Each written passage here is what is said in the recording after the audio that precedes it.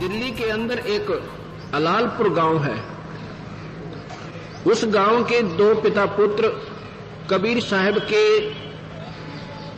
शरण में आए, गरीबदास जी के माध्यम से, यानी इनके शिष्य बने।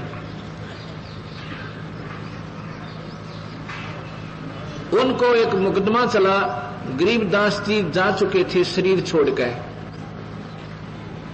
उनके ऊपर एक मुकदमा बन गया 302 का, यानी कत्ल का मुकदमा उनके ऊपर बन गया।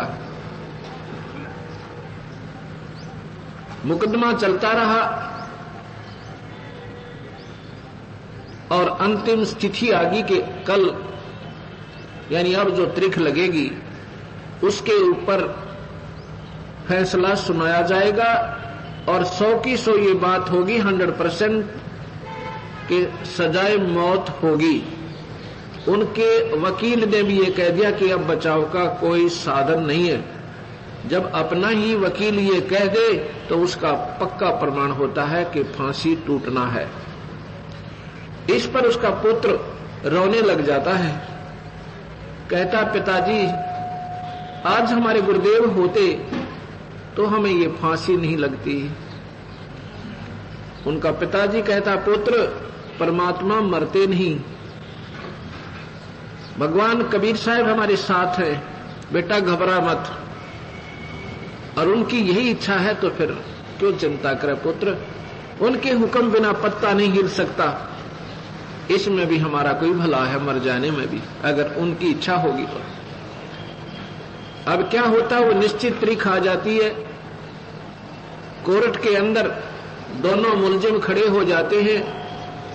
मजिस्ट्रेट बैठा, साथ में रीडर बैठा है। मजिस्ट्रेट फांसी की सजा सुनाकर लिख के रीडर को कहता है कि पढ़ के सुना दे इनको।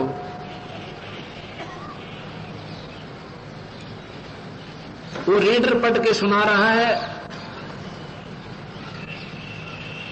मजिस्ट्रेट ने लिखा था कि उनके दोनों के नाम लिखकर कहा, गांव सारा विवरण देकर इनको फलाने व्यक्ति के मर्डर के केस में सजाए मौत सुनाई जाती है। रीडर क्या पढ़ रहा है कि उन दोनों का नाम बोलकर फलाने गांव के फलाना पुत्र फलाना, फलाना पुत्र फला, इनको बाई इज्जत बरी किया जाता है। मजिस्ट्रेट कहता तेरा दिमाग खराब है क्या, तू क्या पढ़ रहा है? अक्के जनाब ने ऐसे ही लिखा इसमें। उसने फिर देखा, वो कागज फाड़ दिया, अपना फैसला फाड़ दिया, दोबारा फिर लिख दिया। कहता ये कैसे लिखागा मेरे से अनजान पने में।